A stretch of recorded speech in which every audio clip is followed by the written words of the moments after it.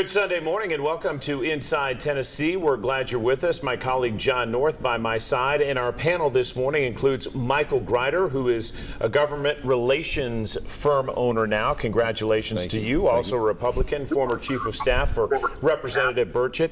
Don Bosch is a Democrat, runs his own law firm. Glad to have you with us. Good morning, and props to our former colleague Dennis Francis. Happy St. Patrick's Day. Happy St. Patty's Day is right. Me as well. Thank you to both of you for being here, and we're going to bring in two Tennessee lawmakers from Nashville. Yes, the session is still underway, and that's why we are hosting this morning Representative Sam McKenzie, a Democrat from Knoxville, and Representative Rick Scarbrough, a Republican from Oak Ridge. And Representative Scarbrough, I want to start with you because this is new to you. We have a scientist and we have a law enforcement veteran. You're the law enforcement veteran, Representative Scarbrough. Are they behaving in Nashville? That's what we want to know. What's your first term been like?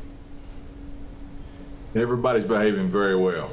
A lot of the veteran legislators like Sam, they welcome me in and they've been very helpful. I think they remember what it's like to be a freshman legislator themselves. What stood out to you the most about how it operates in Nashville? You know, John, the people, that's the easy part. We learn, we get to know each other and spend some time with one another. That's the easy part. How we do business and how the legislation is made, that's interesting. The rules, how we follow the rules throughout the committees, that's really interesting. Representative McKenzie, this is not your first rodeo. Let's talk about your impressions so far of the legislature and what's to come. Well, you know, it's been a tumultuous 114th General Assembly. We started off with a special session that really kind of set the tone for it. But I think we're getting our feet underneath us now. There's a flurry of activity going on because I think they're going to try to end the session a little earlier than normal. So we're starting to hear some bills, both good and bad. But it's no two sessions have been the same in my 5 years here. It's my 5th year, but there'll be much more to come. Sam, following up on that, and then we'll go to you, Rick Scarbrough. But Sam, first, in terms of what's happened so far, what do you take satisfaction in that has been accomplished or not accomplished? And then Rick Scarbrough will come to you with that same question. But what's been accomplished, or what do you think is going to get accomplished, Sam? You know, that's a tough question. They passed the governor's really horrible voucher bill. I'm hopeful that a lot of this bad legislation in terms of things that erodes a woman's right to control her body, they've just got a broom and they're sweeping out any conversation in and around diversity, equity, and inclusion like it's a bad thing. At the end of the day, DEI really did most to advance women. And so I'm hoping we'll get to some sound conversations around increased funding in our education and try to make Tennesseans a little healthier. And then Rick Scarbrough, from your perspective, what do you see that's probably going to be a good accomplishment in the coming weeks, if not what's already been accomplished?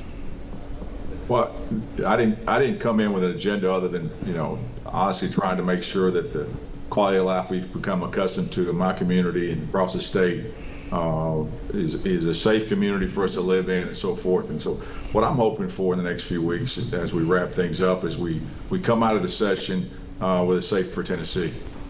And just one quick follow-up, if I may, Representative Scarbrough. Your votes caught some people by surprise, or maybe it shouldn't have, in terms of the choice so-called vouchers. If you got any kind of blowback from that, any thoughts on that? No, I have no blowback at all, actually. One thing I've learned is my vote's not any less or more important than anybody else's down here. And we were encouraged to vote our district. And I think in Anderson County, we have a unique district. We have 3 school systems. Two out of those 3 are high-performing school systems, with a third being very good as well. So, again, I just supported my district. We're going to take a quick break on Inside Tennessee. We've set the table for Michael Grider and Don Bosch. We're going to come back and dig into some specific issues that these gentlemen face in the next few weeks in the state legislature. Stay with us. We'll be right back. Back on Inside Tennessee with Representative Sam McKenzie, a Democrat, and Representative Rick Scarbrough, Republican, both in Nashville right now. That's why they're remote. Don. So, Sam, it's sort of nice to have two Republicans here this morning. That's unusual on this show sometimes. But this is your third legislative term, and I'm curious, based on the last two, do you feel like the Democrats being in the minority and with a supermajority for the Republicans, do you think that the Democrats are starting to make some inroads in terms of being heard by your colleagues and getting some things to the floor if you have to collaborate, for example, with a Republican maybe to co-sign? Do you feel like it's better or worse than it's been in your previous two terms? You know, it's a mixed bag. You know, we had the whole Tennessee 3 debacle last general session, so it's better than that. But in terms of really having a collaborative conversation, you know, we're one quarter, so if we can get, you know, things to look toward our way, one out of every, you know, four, we'll be in good shape. We're not there yet. The rules really hinder us. A lot of our bills, we're not able to even get heard because we can't get a second just to voice the bill to allow the people to see them. You know, so it's a mixed bag. It really goes from committee to committee. So I would say overall things are slightly better, but not really. It's still a very difficult place to things substantially done for our constituents. You still have a few weeks to go, so it could improve or get worse. Is there one thing that you feel like, hey, I'm proud of this one thing that really is coming through that might not have come through in the past couple of sessions you've been there? Well, you know, yes, I actually, this past week, was able to get a bill heard. I ended up dying if we vote along party lines, but at least I was able to get the bill heard. And it really deals with Knox County. It's trying to set a minimum policy for body cameras for our law enforcement officers. What the bill really wanted to do was say what the sheriff's doing now. You know, SWAT teams, when you're encountering the public, you need to have these cameras on for everyone's protection, and then you need to have a records retention, depending on if it's a camera with action with force or a general thing. So it got a lot of conversation, and I think there's some momentum moving in that. And Sam, direction. To your credit, you may have had some influence on the Knox County Sheriff, who has expanded his body cam policy just this week for other units to have to wear those as well. So well done. Thank you. Representative Scarbrough, first off, go Wildcats as an Oak Ridge native. So you were uniquely positioned because you beat an incumbent in Oak Ridge, and I know that race is over, so I'm not looking to rehash your campaign, Representative Scarbrough, but tell me, how are you planning to differentiate yourself from Representative John Reagan? Did we lose? You know, again, it's just trying to be myself in the community. I'm going to try to listen to my constituents and work with the community. You know, whether they support me or not, I'm representing 70,000 people, and it's important that I do what I can to listen to what they have to say and make them feel heard. So you're also a former law enforcement officer, and I know that you're sponsoring several pieces of legislation in the law enforcement realm and in rule of law. Talk to me about, in particular, this piece of legislation that you have dealing with parole and changing how the rules related to parole are executed. Okay. This one particular bill, for example, it'll let the parole on the parole based on the seriousness of the offense. And currently right now they have to consider other mitigating factors. It can get somewhat confusing. And we're going to go back at the request of the DA's conference to determining parole based on the seriousness of the crime. Right now there's approximately 20 crimes out there that they can only focus on the seriousness of the offense. But the other crimes itself, again, there's other mitigating factors that have to be determined. Advocates can still advocate for their potential parolee. However, from a parole board's perspective, they can focus on the seriousness of the offense. But so, Rick, let me pick up on what Mike was talking about. The seriousness of the offense is determined by the legislature in part in the class of crime, whether it's an A felony, a B felony, and also there's a group of crimes now that are 100% to serve, 85% to serve. That group is expanding. How much more power do you want to give an administrative body to take away liberty from an individual who might otherwise be a proper candidate for parole? Haven't we dealt with that already by the statutory scheme? That's a great question, Don, but right now, again, we're not saying they're not going to get parole, and we're not going to say they're not going to be able to advocate for parole. But rather than having to consider all the other mitigating factors, they can look at each and every crime as far as seriousness of the offense. And we're talking about felonies. We're not talking about misdemeanors, of course. We're talking about felonies that will be considered by a parole board. And I have family members that are violent crime victims, and I've got to say that, it can be frustrating to hear people that get paroled, and the victims are left continuously having to rehash those crimes every day. What are some of the types of crimes that you might be talking about with this legislation? Well, again, when you think of the 2022 approximately crimes that currently they can consider just on the seriousness of the offense, you go back to the other crimes as well. It could be drug offenses that potentially could, depending on the circumstances, have violent not tendencies, but violent circumstances surrounding them. And so again, it's not just drug offenses as it was laid out to me earlier by one of the advocates. Those drug offenses can have violent circumstances. We're going to take another quick break on Inside Tennessee. Back with more specifics for Tennessee lawmakers from East Tennessee right after this during session.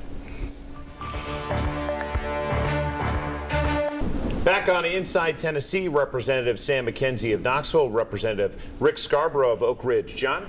Gentlemen, I want to ask both of you about what's proved to be one of the most controversial bills that's now being discussed in both chambers, and that's the question of, do we need to check the citizenship status of school children? As you know, there's a 1982 Supreme Court decision which says that's not an issue. You don't do that. School systems don't do that. We provide a public education to every child who comes through the doors. Like I mentioned, there are two versions of this bill. The Senate sort of screened it last week. We talked about it last Sunday.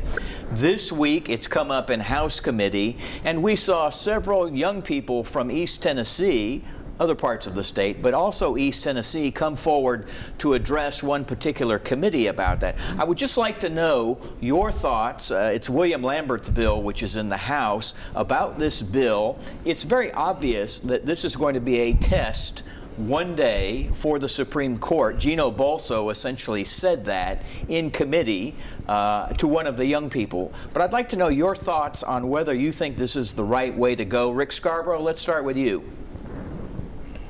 Well, and again, great question. It doesn't, the 793 doesn't, from the House perspective, doesn't say that the school system shall check for citizenship or check for citizen documentation. It just says it has the option to do that. And again, some districts are affected more greatly than others. There's some numbers out of Rutherford County. They have 8,700 English as a second language students there. That makes a tremendous impact in that school system. Some others may be less or more. But again, it's just challenging that ruling may result in a more tailored program from the federal government than we currently have right now. And again, we're not saying they shall check for citizenship. They have that option too. Sam McKenzie, sometimes language changes, and well, you could if you want to does end up becoming a shall. But I'd love to hear your thoughts on what's going on there and what you think about it. Wow, where do I start with this bill? This is just a horrible, horrible bill, and especially horrible with it being a should or may. What if Blount County passes a bill that says we're going to kick all students out? We don't know how we're going to determine if they're here illegally or not, but Knox County keeps it. Are the people going to transfer, or they're going to leave and move to Knoxville? And then they talk about a birth certificate. You only get one birth certificate, and that's going to be in your country of birth. So you could be a U.S. citizen born in France, and they're going to hold that fact that you were born in France against it. This is just it's bad. It's settled law. The Plotter decision of 1982 said it, and these folks realized, thinking that they have this super conservative courts, they're just going to throw everything against the wall and see what sticks. This is a bad bill. We should be educating our kids. I agree. We need better immigration laws, and we need to enforce them. But to take it out on a child, that we've said we're going to educate you. And just because English is their second language, it means nothing as to their status in this country. So what are you going to do? You're going to start targeting people. You know what's going to happen. This bill it's a mean-spirited bill, and I hope people are reasoned when they hear the elements of the bill, and they can say this is not the time for this bill, and never is the time for this bill. Representative McKenzie, you served on county commission. You understand the dynamics between commission and school boards and things like that. What's wrong, though, with letting a local board of education make this call? And let me ask a second question, if you don't mind to provide an answer for both. Also, what's wrong with letting, to John's point, this get argued up to higher courts to either solidify existing court precedent or to maybe add more nuance to the question? Well, I'll kind of answer both questions the same. And that is, okay, a county chooses to not educate if they're of the 87,000 in Rutherford or 8,000 in Rutherford, I forget the number. Let's say we don't educate 2,000 of them, can't prove their citizenship. They're just going to roam the streets of Rutherford County. Well, we're not going to educate them. We're not going to give them any instruction on how to become a better reader, to become more competent in math. We're just going to let them loose on the community. The parents have to work. The parents are going to work. So what does this look like? You're right, from a county commission, that's the point. But you know what every last one of those people, undocumented or not, are doing? All of us. We're buying groceries, we're paying taxes on that. We're buying clothes, we're paying taxes on that. We're paying wheel taxes, we're paying our rent, our property taxes. So they are feeding into the system that's allowing their children to be educated. And in fact, that's what's wrong. Yeah, they're paying a higher proportion of taxes than others that might make more money, that are working hard, two-income families. It is one of the most cruel pieces of legislation I've seen come across in our state legislature. Last word from you, Representative Scarbrough, before we have to run. What are your expectations for the next few weeks? Well, let's go back a little bit to what my friend was saying earlier. That Supreme Court ruling was 1982. We probably have more illegal immigrants in our communities today than we ever have. And again, this bill, as John mentioned, the wording is going to change. We're going to have, I'm sure there'll be amendments that'll be filed, and this will get worked through the system. Again, it's a very fluid bill. Most of these passionate bills are. But I think after 23 years, and again, a great number of these immigrants have came here illegally. Again, we welcome those that migrate legally. But those that want to skip the line, we probably need to take a better look at them. And again, it's okay to ask questions. It's okay to rehash and relook at current at old laws and try to make them better and try to make our community better. As far as the next few weeks go, we've got some great legislation coming out. We're going to have to work through this. The immigration bill is just one issue. Everything we do at Nashville is really, really important. We need to take a closer look at it. Representative Scarbrough and Representative McKenzie, we're going to leave it there for now, but we'll certainly look forward to having you back, and hopefully in person when you're back home from the legislature. Thanks to both of you this morning. We're back with our talk around right after this. Thank you. Back on Inside Tennessee, let's follow up, Don. You're the lawyer. Is this going to make it to the Supreme Court in terms of the education, immigration issue we were just discussing? Well, that immigration issue is settled. School boards are not to check, or schools are not to check for citizenship status, birth certificates.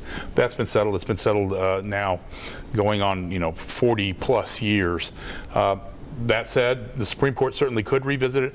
I even think with this, if the Supreme Court did revisit it, it's not as controversial as, say, Roe and Dobbs were, the abortion decisions.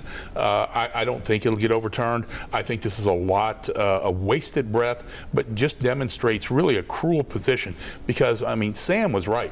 these immigrants, however they're here, and I disagree with Representative Scarbrough saying the majority of immigrants are here illegally. That's not true. Statistically, that's not true. There is a problem with illegal immigration, but we shouldn't take it out on 5-year-olds. And that's what's happening here. And these folks that almost all that are here illegally with children, and I say illegal, I don't like that word, without documentation, they're paying taxes. We do not have a personal income tax in this state. They're paying sales taxes. They're paying property taxes. They're withholding from their checks on the federal level. So they paid for this service, and their children at least should get it. A final thought on what's next in the state legislature, Michael, before we move national. Yeah, so I think this is really going to be a big thing, and I think we also ought to watch how the legislature deals with Governor Bill Lee. I think there's some sour grapes left over from last session's efforts toward vouchers. Certainly, he got that across the finish line this General Assembly, but I think members of the General Assembly are eager to show the administration where the power lies. I want to move to Congress, and your former boss, Representative Tim Burchett, voted in favor of a spending bill that for years he has rejected. He voted this week on the CR, the continuing resolution to fund the government through September. We heard from him earlier this week saying he did stand on principles. This was a bill that did cut money in terms of government spending, but it was different. It was different than the way he's voted in the past. Sure. What did you make of that? I think a lot of people were really surprised by that. I was surprised by it. I called the congressman today, and we were talking about that. And President Trump called Tim yesterday. I was his chief of staff for the better part of the first 5.5, 6 years that he was in Congress, and I can tell you that we came into Congress in the minority in 2019, 2020. President Trump, it was on the second half of his first term, and I don't recall a time when the president called the congressman and put pressure on him for any single piece of legislation. So I think it's very difficult to tell the president no when he's asking you to support something. But the congressman said, yeah, certainly hearing from the president is helpful, but he and the president had a good 15, 20-minute conversation. They talked about some of the things that Tim is in particular concerned about. He's concerned about defense spending. That's no big secret. He's concerned about our overall expenditure of funds and the increase in our deficit. And he was satisfied when he heard Trump commit to him that there are going to be billions of dollars in actual reductions, not slowing growth, but actual reductions saved in this short term. Let me push back a little bit on that, because I want to ask you this question. 30 seconds. I think it's a different Tim Burchett we are seeing today than we have seen in the past. It's true. He's way more out there in national. There was a picture of him praying with Trump and Boebert in the Oval Office. This is a different Tim Burchett. I think we've got a different Republican Party. We've got a different Congress. We control 2 chambers of Congress. He's now been 6 years in the Congress, outside of Knox County government, outside of state government. Different issues, different ways to get things done, and I think that's really what you're seeing is a change in the party and the political dynamics. Michael Grinder, we appreciate your perspective. Don Bosch, always good to have you. Thank you for watching, and we hope to see you next week right here on Inside Tennessee.